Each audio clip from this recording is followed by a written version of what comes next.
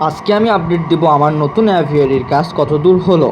মিস্ত্রির কাজ চলাকালীন সময়ে আমি এর আগে আপডেট দিয়েছিলাম যে আমি মিস্ত্রিকে কাজে লাগিয়েছি এবং কত টাকার ইট কিনেছি, কেমন টাকা খরচ হয়েছে এবং মিস্ত্রির কাজ কতদূর আগালো সব কিছু আপডেট দিয়েছি। কিন্তু আজকে আনফর্চুনেটলি আমার মিস্ত্রি আসি নাই, তো আজকে দিনটা পুরোপুরি আমার কাজ স্থগিত রয়েছে। তো স্থগিত থাকা অবস্থায় আমি ভাবলাম হয়তো আমি নিজে নিজে কিছু কাজ আগাতে পারি, তাই আমি আমার জানালাগুলো ঘষা শুরু করে দিলাম এবং ভাবলাম জানালাগুলো রং করে ফেলবো এবং জানালার পাল্লার কাজটাও আগাই ফেলতে হবে।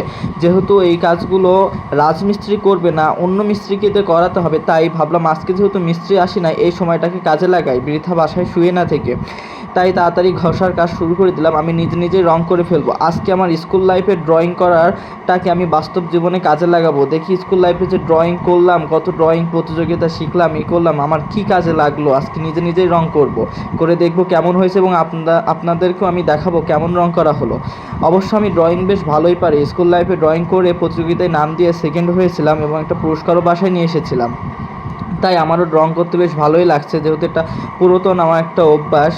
কিন্তু এই রং করার কাজ কিন্তু আসলে অনেক কষ্টের। আমি যখন শিরিষ কাগজ দিয়ে এই জানালাগুলো ঘষছিলাম, এখানে অনেক জং পড়েছিল, যে কারণে হাতে লাগছিল। আর বিশেষ করে যে ফাঁকা কম যে জায়গাগুলোতে রয়েছে ওখানে ঘষতে গেলে হাতেও ঘষা লাগছিল। তো এক কথায় বলতে পারেন এই পুরো ঘষার কাজ শেষ করার পরে আমার হাতের আঙ্গুলের মাথাগুলো বেশ ভালো ব্যথা হয়েছিল এবং অনেক ডাস্ট ও ধুলা উঠছিল। আর ডাস্টে আমার অ্যালার্জি থাকার কারণে খুবই অসুবিধা হচ্ছিল, হাঁচি হচ্ছিল। কিন্তু তারপরেও করতে হচ্ছিল, কারণ আমারই কাজ তো আমাকে আগাতে হবে। আর শখ যেহেতু ভালো লাগছে তাই নিজে নিজেই করছি। আস্তে আস্তে সবই ঘষা হয়েছে।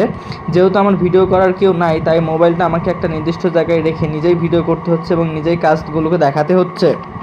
আমার আগের ভিডিওগুলো যারা দেখেছেন তারা জানেন আমি এর আগের ভিডিওগুলোতে আমার খরচগুলো উপস্থাপন করেছি। আজকেও ঠিক তেমনই আমি আমার খরচগুলো উপস্থাপন করব।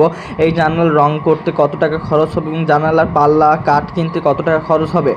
যেহেতু এই রং আমি নিজেই করছি তাই মিস্ত্রির কোনো খরচ লাগছে না। আর রঙও আমার বাসায় পুরাতন কিছু রং ছিল, পড়েছিল, তাই সেখানেও কোনো খরচ লাগছে না। শুধু শিরিষ কাগজ কেনার জন্য আমাকে মাত্র 10 টাকা খরচ হয়েছে। তো এই ক্ষেত্রে শুধু জানলার জন্য আমি 10 টাকায় খরচ ধরলাম, আর বাদবাকি রঙের খরচ, রং কেনার খরচ, এই খরচ আমি এখানে যুক্ত করলাম না, কারণ এগুলো আমার কাছে আগেই ছিল। তো আগে দেখাইছিলাম যে আগে আমি 6,000 টাকার ইট কিনেছি এবং কিছু মালপাতি কিনছি, যেই কাজগুলো আমি এখনও শেষ হই নাই, যে কারণে আমি রাজমিস্ত্রির পুরো হিসাবটা আজকে দিতে পারবো না এবং আজকে দিবও না। কিন্তু সামনের ভিডিওতে অবশ্যই আমি পুরো হিসাবটা দিব, কত টাকা খরচ হলো পুরো অ্যাভিয়ারি বানাতে এবং কিভাবে আমি অ্যাভিয়ারি বানাচ্ছি সব কিছু এই ভিডিওতে থাকবে। অবশ্যই আমাকে ফলো এবং লাইকদের সাথে থাকবেন, দেখবেন কাজ শেষ হওয়া পর্যন্ত আমার অ্যাভিয়ারিটার লুক কেমন আসলো এবং কত টাকা খরচ করে টোটাল এই অ্যাভিয়ারিটা আমি এই দিতে পারছি। ঘষার কাজ শেষ হয়ে গেলে আমি রং করার জন্য রঙের কোটোটা খুলি, কিন্তু খুলে দেখি রং একদম জমে গিয়েছে। তাই একটু তারফিন দিয়ে ভালো মতো নেড়ে গুলাই নিলাম। তারফিন দিয়ে গুলাই নেওয়ার কারণে রং কিন্তু অনেকটা পাতলা হয়ে গিয়েছে, যে কারণে রডে রং করার সময়, গ্রিলে রং করার সময় রংটাতে একটু ঘন হচ্ছিল না। আমাকে 2-3 কোট রং দিতে হবে। এমনিও রং গাঢ় থাকলে আমাকে 2-3 কোট রঙই দেওয়া লাগতো, কিন্তু রং হালকা হয়ে গিয়েছে, সে কারণে আমাকে 2-3 কোটই রং দিতে হবে। আর রঙের পরিমাণও কম, তাই আমাকে আমি ইচ্ছা করলেও বেশি রং দিতে পারবো না, কমই 2-3 কোটি রং দিতে হবে। তো আজকে আমি ভেবেছি আজকে আমি 1 কোট রং দিব এবং কালকে আমি পরবর্তী আর 1 কোট রং দিয়ে দিব, কারণ আজকে দিলে এটা শুকাই গেলে খুব ভালো হবে। আর পরের দিন আমি দিতে পারবো, আমার গায়ে হাত পায়ে লাগবে না, অর্থাৎ জামা কাপড়ে কোন রং লেগে যাবে। আর আমি আজকে এটা রং করে অবশ্যই কাঠের দোকানে যাব, মিস্ত্রি ঠিক করতে হবে এবং কাঠ কিনতে হবে। সেগুলো অবশ্যই ভিডিওর পরবর্তীতে থাকছে। ভিডিওটি না টেনে পুরোটাই দেখুন, তাহলে সকল ইনফরমেশন আপনি পেয়ে যাবেন এই ভিডিও থেকেই। কাঠের বাজার কেমন, দাম কেমন, সবই আজকে এক্সপিরিয়েন্সটা আমি এখানে শেয়ার করে দিব। তো দেখেন এখানে আমি রং করা শুরু করে দিয়েছি।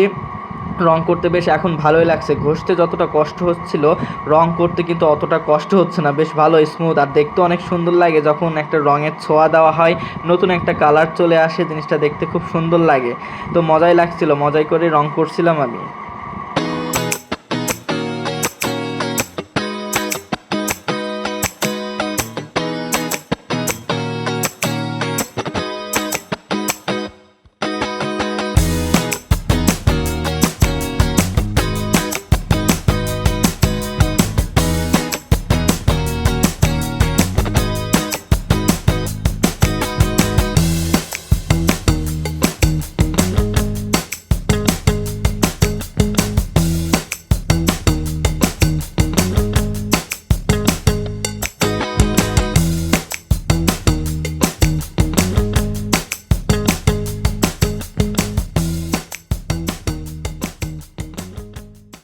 তো এই হলো রং করা পরবর্তী আমার জানালার অবস্থা।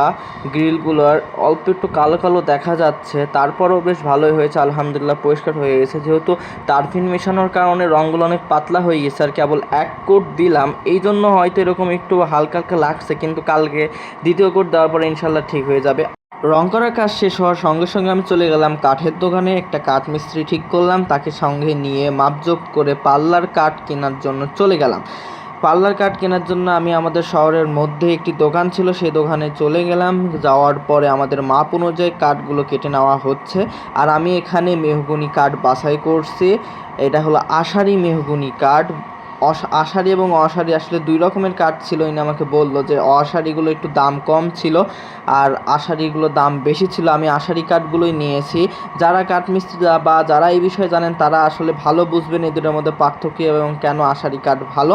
তো আষাঢ়ি কাঠ বাছাই করার পরে কাঠগুলো আমি কেটে নিলাম এবং এই কাঠগুলো আমার কাছে দাম নিয়েছে প্রায় 1700 টাকা CFT। আমার এখানে মাত্র 2.5 CFT কাঠ লেগেছে এবং এই কাঠ দিয়ে আমি আসলে 4টা পাল্লা করতে পারবো, 4টা পাল্লা পুরোপুরি কমপ্লিট করতে পারবো। তো সেই অনুযায়ী আমি কাঠ কিনে নিলাম এবং এই কাঠগুলোর কোয়ালিটি খুব ভালো, অনেক পুরাতন কাঠ। কাঠগুলো কাটার পরে ভিতরে বেশ ভালোই ছিল। আর এই লম্বা কাঠগুলো আগে কাটা হয়েছে, এই পুরো ছোটো ছোটো কাঠগুলো আসলে এই যে দরজার প্রস্থ বরাবর যে অংশটা যায় সেখানে যাবে। আর এই কাঠগুলো এমন লাল হওয়ার কারণ ছিল বৃষ্টির পানিতে ভিজেছে, তাই লাল ছিল অমন। তাছাড়া কাঠগুলো অনেক ভালো ছিল।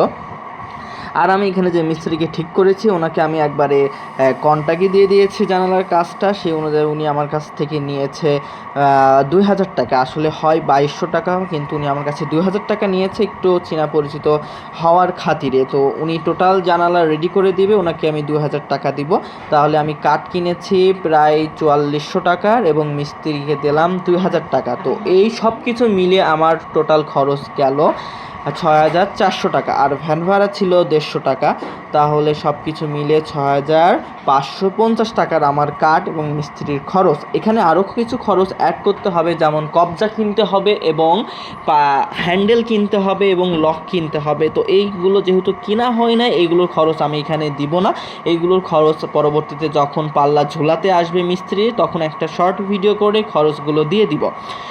এখন যেহেতু বিকাল হয়ে গিয়েছে, তাই ঝটপট কাঠগুলো ভ্যানে তুলে নিয়ে বাসায় চলে যাব এবং পরবর্তী আপডেটের জন্য অবশ্যই আমার চ্যানেলকে ফলো এবং লাইক দিয়ে আমার সঙ্গে থাকবেন। আমার পুরো অ্যাভিয়ারি কাজ এখানে এই পেজে, সেই এক্সোটিক অ্যাভিয়ারি এই পেজে আমি আপলোড দিব এবং আপনাদের সঙ্গে শেয়ার করব। তো সবাই ভালো থাকবেন, আমার জন্য দোয়া করবেন, আমি যেন আমার অ্যাভিয়ারি দিতে পারি, আমার জন্য ইচ্ছাটা পূরণ করতে পারি। সবাইকে আসসালামু আলাইকুম, আল্লাহ হাফেজ। নতুন ভিডিওতে দেখা হবে।